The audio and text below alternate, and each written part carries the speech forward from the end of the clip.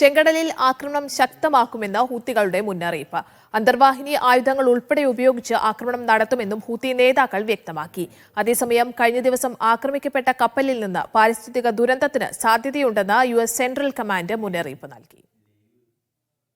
ഗസയിൽ ഇസ്രായേൽ ആക്രമണം ശക്തമായതോടെയാണ് ഹൂത്തികൾ ചെങ്കടലിൽ ആക്രമണം തുടങ്ങിയത്. നവംബർ മുതൽ ചെങ്കടൽ, ബാബുൽ മന്ദബ് കടലിടുക്ക്, ഏദൻ ഉൾക്കടൽ എന്നിവിടങ്ങളിൽ ഇസ്രായേൽ, അമേരിക്ക, ബ്രിട്ടൻ എന്നീ രാജ്യങ്ങളുമായി ബന്ധമുള്ള കപ്പലുകൾക്ക് നേരെ ഹൂത്തികൾ ആക്രമണം നടത്തിയിരുന്നു.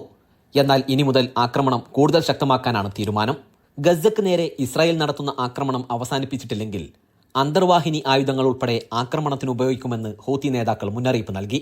അതേസമയം ഏദൻ ഉൾക്കടലിൽ കഴിഞ്ഞ ദിവസം ആക്രമിക്കപ്പെട്ട ചരക്ക് കപ്പലിൽ നിന്ന് പാരിസ്ഥിതിക ദുരന്തത്തിന് സാധ്യതയുണ്ടെന്ന് US സെൻട്രൽ കമാൻഡ് മുന്നറിയിപ്പ് നൽകി. 41,000 ടൺ വളവുമായി സഞ്ചരിക്കുന്നതിനിടെയാണ് ബ്രിട്ടീഷ് രജിസ്ട്രേഷനിലുള്ള കപ്പലിന് നേരെ മിസൈൽ ആക്രമണമുണ്ടായത്. ഏദൻ ഉൾക്കടലിനെയും ചെങ്കടലിനെയും ബന്ധിപ്പിക്കുന്ന ബാബുൽ മന്ദബ് കടലിടുക്കിൽ വെച്ചായിരുന്നു ആക്രമണം.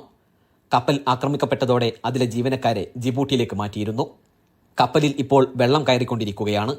കപ്പലിലുള്ള 41,000 ടൺ വളം കടലിലേക്ക് ഒഴുകുന്നതോടെ കൂടുതൽ പാരിസ്ഥിതിക ദുരന്തത്തിന് സാധ്യതയുണ്ട്.